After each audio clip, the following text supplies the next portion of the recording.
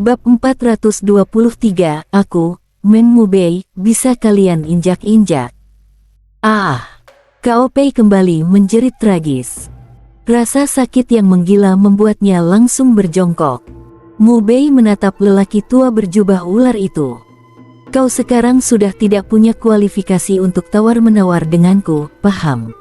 Lelaki tua berjubah ular dan Gou Jianzong sama-sama terkejut sekaligus murka. Lelaki tua berjubah ular itu mengepal kedua tangan. Kalau bisa, ia ingin langsung merobek Mubei hidup-hidup. Mubei menatapnya. Lempar ke sini. Kalau tidak, di detik berikutnya, kepalanya akan berlubang. Kao Pei ketakutan, menjerit melengking ke arah lelaki tua berjubah ular itu. Kakek, lempar ke dia. Cepat lempar ke dia. Rasa takutnya sudah sampai puncak. Sejak kecil sampai sekarang, ia belum pernah sekentar tadi ini. Di saat ini, ia merasa seluruh dunia menjadi gelap. Lelaki tua berjubah ular itu menatap Mubei sambil bergemeletuk gigi. Lapun melemparkan cincin penyimpan itu. Mubei menangkap cincin penyimpan tersebut. Kesadarannya menyapu isi di dalam. Tepat 1000 keping batu partikel Xiantian. Ia menyimpan cincin itu dan mengangguk puas. Dengan 1000 batu partikel Xiantian ini, ia bisa dengan cepat berkultivasi sampai ujung ranah Xiantian. Lalu menabrak ranah Kongming. Barang sudah aku kasih. Cepat lepaskan mereka ibu dan anak. Suara lelaki tua berjubah ular sedingin es. Mubei menatapnya. Mundur. Mundur 30 zang. Lelaki tua berjubah ular marah. Jangan terlalu kebablasan kau. Kata-katanya belum habis, secercah energi pedang menembus perut Gou Yu. Gou Yu mengerang kesakitan. Sama seperti Kao Pei, ia juga berjongkok. Ia menjerit ketakutan ke arah lelaki tua berjubah ular itu. Kakek buyut, lakukan saja seperti yang dia bilang. Lelaki tua berjubah ular mengepal kedua tangan makin kuat. Niat membunuh di matanya mengamuk liar. Namun pada akhirnya, ia tetap saja mundur. Ia terpaksa mundur. Tak lama kemudian, ia dan Gou Jianzong mundur sampai 30 zang jauhnya. Lepaskan mereka. Ia menatap Mubei seperti sosok dewa kematian. Mubei mengayunkan kakinya. Kao Pei dan Gou Yu langsung terlempar, terbang ke arah lelaki tua berjubah ular dan Gou Jianzong. Keduanya segera ditangkap bersamaan. Kao Pei langsung menjerit ke lelaki tua berjubah ular itu. Kakek, bunuh dia. Bunuh dia. Wajahnya penuh kebencian yang mengerikan. Gou Yu juga berteriak ganas. Kakek buyut, jangan bunuh dia dulu. Biarkan aku menyiksanya. Aku mau bikin dia menyesal terlahir di dunia ini. Lelaki tua berjubah ular mengangguk, menyuruh Gou Jianzong mengobati luka ibu dan anak itu. Sementara ia sendiri terus menatap Mubei dan melangkah selangkah demi selangkah mendekat. Mubei tersenyum, lalu tubuhnya tiba-tiba melesat mundur cepat. Ia berubah menjadi seberkas cahaya dan melarikan diri ke kejauhan. Swoosh, swoosh, swoosh. Sekelompok ahli ranah Kongming yang mengikuti dari belakang langsung mengejar. Lelaki tua berjubah ular juga melangkah maju. Kau pikir bisa lari? Namun, baru saja mereka bergerak, pola-pola formasi di segala penjuru mendadak menyala. Kekuatan kultivasi dan darah semua orang langsung tertekan dan melemah. Selain itu, ilusi mulai bermunculan. Dan cahaya pembunuh pun mengamuk. Formasi penekan kultivasi. Formasi ilusi. Formasi pembunuh. Puluhan formasi mengerikan aktif bersamaan di detik ini. Jeritan menyusul serentak. Para ahli ranah Kongming yang mengejar itu langsung terkena malapetaka. Dalam sekejap mata, sebagian besar dari mereka tewas. Lelaki tua berjubah ular punya kekuatan sangat menakutkan. Satu geraman rendah darinya melepaskan gelombang daya dahsyat. Lapisan demi lapisan formasi di tempat ini pun hancur berantakan. Belasan tarikan napas kemudian, semua formasi telah remuk total. Saat ia kembali menatap ke depan, sosok Mu Bei sudah lenyap tanpa jejak. Bersandar pada puluhan formasi untuk menghambat, Mu Bei berhasil kabur. Wajah lelaki tua berjubah ular menghitam suram. Niat membunuhnya menggelegak. Gou Jianzong menghela napas, menatap istri dan anak di pelukannya. Sudahlah. Yang penting mereka ibu dan anak bisa diselamatkan. Itu sudah untung di tengah semua kemalangan. Cao Pei histeris. Apa yang sudahlah? Apa yang namanya untung di tengah kemalangan? Bajingan kecil itu harus mati. Dia harus dibunuh. Wajah Gou Yu pun buas. Jangan biarkan dia mati dengan mudah. Aku mau menyiksanya. Aku mau menyiksa sampai dia berlutut minta aku menghabisi hidupnya. Tepat di saat ini, Weng, Weng. Tubuh ibu dan anak itu mendadak memancarkan cahaya. Satu demi satu pola naga muncul di kulit mereka. Aura kehancuran menyebar sedikit demi sedikit. Kep pola mantra ledakan naga. Jumlahnya mencapai ratusan lapis. Wajah ibu dan anak itu berubah drastis. Gou Jianzong terkejut besar. Lelaki tua berjubah ular buru-buru berlari ke arah mereka dan berteriak pada Gou Jianzong. Tekan. Baru dua suku kata itu keluar. Boom, boom. Ledakan dahsyat menggelegar. Kabut darah menyilaukan menyembur kemana-mana. Cao Pei dan Gou Yu bahkan belum sempat mengeluarkan teriakan terakhir. Tubuh mereka sudah meledak menjadi serpihan daging.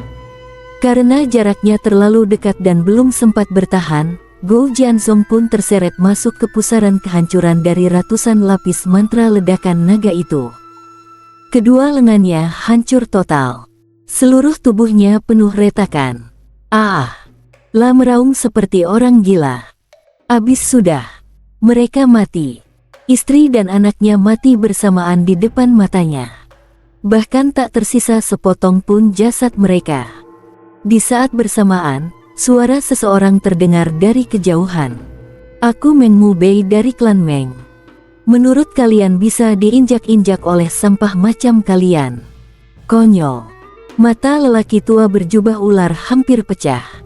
Meng Mu Bei. Bajingan. Bajingaan. 10 jarinya menancap dalam-dalam ke dagingnya sendiri. Cucu kandung dan cicitnya mati seperti ini.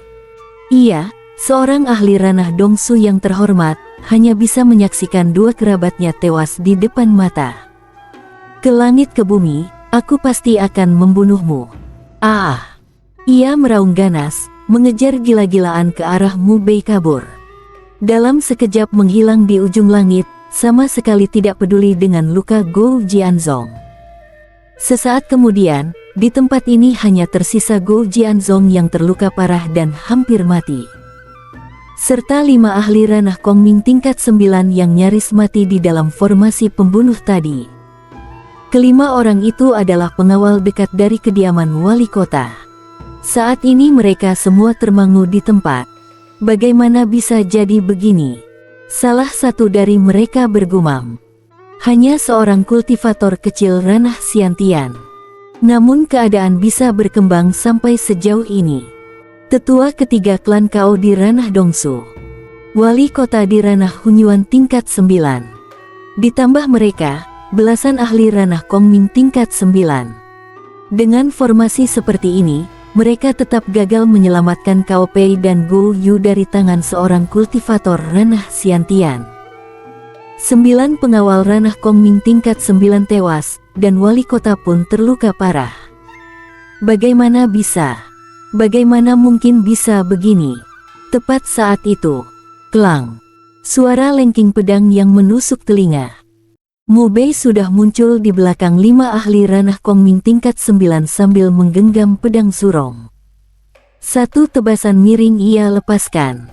Satu tebasan sang dewa kematian. Aura pedang yang tajam meliputi kelima orang sekaligus. Wajah kelimanya seketika berubah pucat. Kau kenapa bisa? Baru 3 kata itu terucap, tubuh kelima orang sudah terlempar ke udara. Dalam proses terbang itu, ada yang kepalanya terpenggal, ada yang tubuhnya terbelah 2. 5 orang, habis dalam sekejap. Mu Bei mengangkat pedang surong dan berjalan menuju Gou Jianzong. Barusan, ia mengaktifkan puluhan formasi untuk menghambat lelaki tua berjubah ular. Di saat yang sama ia melarikan diri sejauh mungkin, lalu dari jarak jauh meledakkan ratusan lapis mantra ledakan naga yang ia tanam di tubuh Cao Pei dan Gou Yu. Setelah itu, ia menggunakan daya agung kehampaan untuk mengelabui lelaki tua berjubah ular dan berputar kembali ke sini, melancarkan pembantaian kilat pada 5 orang tadi. Kelima orang itu sebelumnya sudah terluka sangat parah di dalam formasi pembunuh. Kekuatan mereka paling banter setara kultivator ranah Xiantian tingkat 9. Bagi Mu Bei saat ini, mereka bukan ancaman sama sekali. Membunuh mereka seketika dengan satu tebasan dewa kematian, bukan hal yang sulit.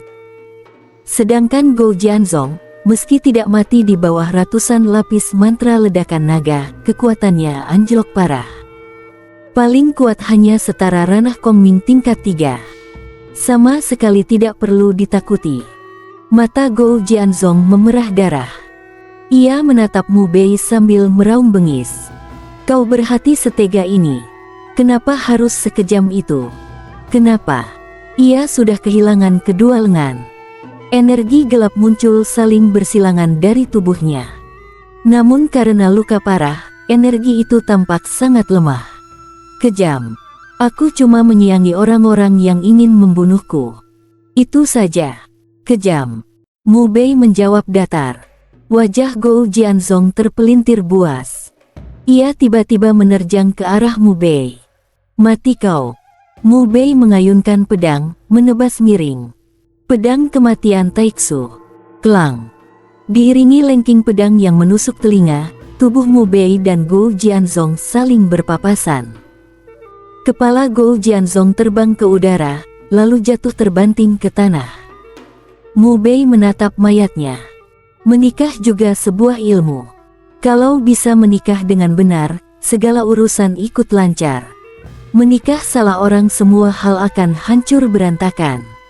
Ia melepas cincin penyimpan dari Gou Jianzong dan yang lainnya, lalu menyimpannya. Setelah itu, ia memandang ke kejauhan ke arah lelaki tua berjubah ular pergi. Seharusnya dia akan ke klan Meng untuk balas dendam, kan? Sambil berpikir, ia menunduk dan menggoreskan 3 huruf di tanah. Meng Mu Bei. Lalu berbalik dan pergi. Tak lama setelah ia pergi, lelaki tua berjubah ular kembali. Melihat jasad Gou Jianzong yang kepalanya sudah berpindah tempat, lalu melihat 3 huruf besar, Meng Mu Bei, di tanah, lelaki tua berjubah ular kembali meraung liar. Klan Meng. Meng Mu Bei. Bab 424, menyerah, jangan pukul lagi. 2 jam kemudian. Mu Bei tiba di sebuah tempat tersembunyi di dalam dahuang. Di sini, ia menggali sebuah gua bawah tanah, letaknya hampir 1000 zang di bawah permukaan tanah. Di kedalaman seperti ini, seharusnya mutlak aman. Ia mengeluarkan 1000 batu partikel Xiantian itu. Kultivasi. Weng. Seni pedang satu pedang mengguncang dunia mulai berputar, cepat melebur batu-batu partikel Xiantian itu. Kekuatan Xiantian di permukaan tubuhnya bergolak, dan seiring waktu makin lama makin kuat. Sekitar 1 hari kemudian, ia sudah selesai melebur habis 1000 batu partikel Xiantian itu. Kultivasinya seperti yang ia perkirakan, mencapai ujung Xiantian tingkat 9. 1000 batu partikel Xiantian, cukup buat puluhan kultivator Xiantian tingkat 1 naik ke tingkat 9. Kau bocah benar-benar boros sumber daya. Hei Qilin berkata. Mu Bei tertawa lepas. Sumber daya yang dihabiskan memang banyak, tapi kekuatan tempur yang ia dapat juga jauh lebih kuat. Itu seimbang. La mengeluarkan beberapa obat roh tingkat tinggi, merapikan dan menstabilkan realemnya sekarang, lalu pergi. Di dalam dahuang raksasa buas tersebar di mana-mana ia mencari beberapa raksasa yang kuat untuk dijadikan lawan bertarung, mengasah kekuatannya sendiri. Qingzu, klan Meng. Aula besar. Lao Taijun klan ini duduk tinggi di kursi utama, bertumpu pada sebatang tongkat kayu. Walau sudah tua renta dan tubuhnya lemah, sepasang matanya yang agak cekung masih membawa kilatan tajam. Sekilas saja orang tahu, saat muda Lao Taijun ini bukan sosok yang mudah dihadapi. Ada aura bengis pada dirinya. Lao Taijun, semuanya sudah siap. Kita hanya tinggal mengundang para ahli klanmu datang membantu. Si anjing tua Tancong itu sangat licik. Pasti dia yang diam-diam menjebak dan membunuh penatua Meng Yue dan yang lain. Kami sudah memikirkannya lama, benar-benar tidak bisa menelan penghinaan ini. Lao Taijun, jangan main tarik ulur lagi dengan si anjing Tan itu. Langsung saja kita bergerak. Selama ada ahli klanmu membantu, membunuh Tancong dan merebut Jianzong sama sekali bukan masalah. Dan Kyongjun, jalang tak tahu diri itu, hancurkan kultivasinya lalu jual ke rumah bordil. Jianzong adalah milik klan Meng. Betul. Lao Taijun, mohon minta bantuan pada klanmu. Dengan hubungan Anda dan patriark klanmu pasti tidak akan menolak memberi Anda muka. Di atas aula, patriark klan Meng saat ini dan para petinggi klan bersuara satu persatu. Mata Lao Taijun klan Meng hampir tertutup keriput, ia terdiam cukup lama. Lalu seberkas cahaya dingin melintas di mata tuanya. Memang sudah seharusnya begitu. Suara dia tidak keras, tapi mengandung hawa dingin menusuk. Mendengar kata-kata ini, patriark klan Meng dan para petinggi langsung bersemangat. Tongling Jianzong. Tak lama lagi, sekte itu akan menjadi milik klan Meng. Pada saat itu juga, terdengar jeritan tragis dari luar aula. Semua orang serentak menoleh keluar. Seorang lelaki tua berjubah bersulam gambar ular piton berjalan masuk sambil menjambat kepala seorang ahli klan Meng. Wajahnya bengis, niat membunuh memancar seperti gelombang pasang. Meng Mubei ada di mana? Serahkan bajingan itu. Dia adalah tetua ketiga klan Kou. Patriark klan Meng seketika murka. Berani-beraninya ada orang menerobos masuk wilayah klan Meng lalu membunuh orang. Tongkat di tangan Lao Taijun menghantam lantai dengan keras. Dari mata cekungnya memancar cahaya pembunuhan menyilaukan. Cincang dia untukku. Di ambang perang besar, justru ada orang berani berbuat seperti ini. Bukankah ini merusak moral pasukan? Cari mati. Namun tepat setelah kata-katanya jatuh, lelaki tua berjubah ular itu tiba-tiba sudah muncul di depannya. Satu telapak tangan menepuk kepalanya hingga remuk, darah bercampur otak muncrat kemana-mana. Lao Taijun, patriark klan Meng dan para petinggi klan terkejut ketakutan. Secara kekuatan, Lao Taijun memang lemah. Namun wibawanya adalah nomor satu di klan Meng. Dulu ia adalah pengasuh patriark klanmu. Mampu atau tidaknya klan Meng merebut Tongling Jianzong, semua bergantung pada hubungan Lao Taijun dengan klanmu. Sekarang Lao Taijun sudah tiada, bagaimana mungkin klanmu masih mau mengindahkan klan Meng? Tidak mungkin. Tidak mungkin lagi. Kerugian ini, betapa besarnya. Sekejap saja, para ahli klan Meng mata mereka memerah sampai seakan mau pecah. Patriark klan Meng meraung, menatap lelaki tua berjubah ular itu dengan mata merah. Anjing tua, kau tahu apa yang sudah kau lakukan? Kau tahu. Belum sempat ia menyelesaikan kalimatnya, satu telapak tangan dari lelaki tua berjubah ular itu sudah menyapu keluar. Dari kejauhan saja, kepalanya dipukul remuk. Adegan berdarah ini membuat para petinggi klan Meng yang tadinya terbakar amarah sedikit kembali waras. Patriark adalah orang terkuat di klan saat ini, namun justru dibunuh seketika. Dongsu. Ada yang merasakan aura lelaki tua berjubah ular itu. Seketika ketakutan menyapu abis. Ahli realem Dongsu. Bagaimana mungkin ada ahli Dongsu datang mengamuk ke wilayah mereka? Klan Meng tidak pernah menyinggung eksistensi setingkat ini. Lelaki tua berjubah ular itu menatap orang-orang ini. Meng Mubei di mana? Meng Mubei ada di mana? Di mana? Semua orang panik. Tubuh mereka gemetar. Seorang petinggi klan Meng bersuara dengan bergetar, "Meng. Meng Mubei. Di klan kami. Tidak ada orang itu. Apakah Anda mungkin?" Belum selesai bicara, satu tamparan lelaki tua berjubah ular itu sudah mendarat di wajahnya. Kepala orang itu langsung meledak. "Kalian tidak mau menyerahkan orangnya, ya?" Ia menatap tajam para petinggi klan Meng. "Di Qingzu, Meng Mubei dari klan Meng. Selain klan ini, masih ada klan Meng lain, kah?" Di Qingzu hanya ada satu klan Meng. Tetua ketiga klan Meng saat ini berkata ketakutan, "Di klan kami benar-benar tidak ada orang itu." Senior, apakah Anda tidak salah orang?"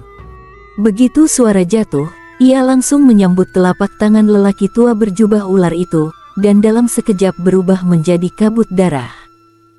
Seorang realem Xiantian bisa punya kemampuan seperti itu, bakat bajingan kecil itu jelas luar biasa. "Kalian ingin melindungi dia, mengira aku tidak bisa lihat." Wajah lelaki tua berjubah ular itu tampak sangat ganas. Para petinggi klan Meng gemetar hebat, hampir menangis saking paniknya. Ini apa-apaan? Klan Meng benar-benar tidak punya orang bernama itu. Seorang petinggi bahkan sudah hampir tidak sanggup berdiri, ketakutan. Di klan kami benar-benar tidak ada orang itu, senior, Anda." Puff. Darah muncrat. Satu tamparan lelaki tua berjubah ular itu membuat petinggi klan Meng itu hancur menjadi kabut darah. "Baik. Tidak mau menyerahkan, ya. Sangat bagus." Wajah lelaki tua berjubah ular itu tampak bengis sampai batas ekstrim. Boom. Kekuatan ilahi realem Dongsu menyebar, mengamuk deras. Cahaya pembunuhan yang rapat dan padat memancar ke segala arah. Dalam sekejap, jeritan kesakitan terdengar. Para petinggi klan Meng di dalam aula yang berada di garis depan langsung habis tercincang oleh kekuatan mengerikan itu. Lelaki tua berjubah ular itu melangkah keluar, melihat orang langsung dibunuh. Cahaya ilahi realem Dongsu menggelegak. Satu demi satu ahli klan Meng roboh bermandikan darah. Ah! Jeritan tragis yang putus asa terdengar tanpa henti. Lelaki tua berjubah ular itu membunuh sampai matanya merah. Dengan kekuatan yang sangat kuat, ia membentuk sebuah penghalang yang menyelimuti seluruh wilayah klan Meng, bahkan seekor tikus pun tak bisa lolos. "Bajingan kecil, kau juga harus merasakan rasanya kehilangan keluarga. Hari ini, segenap klan Mengmu, semuanya harus mati. Semuanya harus mati." Ia meraung bengis. Jeritan tragis yang putus asa bergema di wilayah klan Meng. Darah muncrat dari waktu ke waktu. Tak tahu sudah berapa lama, barulah jeritan itu perlahan-lahan menghilang. Wilayah klan Meng yang luas, lebih dari 70% tanahnya ternodai darah. Satu demi satu mayat tercerai-berai berserakan di tanah, bahkan tunggangan pun tak luput. Punah total. Lelaki tua berjubah ular itu meraung buas, lalu menembus langit dan terbang pergi. Dahuang. Mubei mencari raksasa buas yang kuat untuk bertarung dan berlatih. Ia mempertaruhkan hidup dan mati, menebas satu demi satu raksasa buas. Tak lama kemudian, ia menemukan seekor kera kuning berkepala 3 yang kekuatannya sebanding dengan kultivator realem Kongming tingkat 7. Aura iblis lawan menembus langit, dan ketiga kepala kera itu masing-masing memiliki kemampuan berbeda. Menyembur api, mengendalikan angin, menguasai tanah. Kekuatannya mendominasi, kuatnya sampai mengerikan. Monyet tolol kemari. Ia mengangkat pedang ruhuang dan menerjang ke depan, membuat kera kuning berkepala 3 itu meraung bengis dan menerjang balik dengan liar. Pertarungan pun pecah. Cahaya iblis dan cahaya pedang saling beradu dan memancar ke segala arah. Mubei mengerahkan seluruh daya tempurnya, bertarung sengit dengan kera kuning berkepala 3 itu. Tanah dalam radius puluhan zang hancur berantakan. Bang! Dengan satu suara benturan berat, Kera kuning berkepala 3 itu tersapu tendangan samping Mu Bei dan terpental puluhan zang jauhnya, menghantam keras sebongkah batu raksasa sebelum akhirnya berhenti. Dari hidung dan mulut kera kuning berkepala 3 itu mengalir darah. Bulu kuningnya yang tadinya mengilap pun sebagian besar telah ternodai darah. Mu Bei melompat ke atas. Di luar tubuhnya, cahaya menyala terang dan saling bersilangan, cepat berkumpul pada pedang Ruh Huang. Aura pedang yang mendominasi seketika memancar. Serangan balik mutlak. Pada saat itu juga, kera kuning berkepala 3 itu meraung keras, lalu dengan cepat berjongkok. Kedua cakarnya diangkat tinggi ke langit. Menyerah, jangan pukul lagi. Mu Bei bersambung.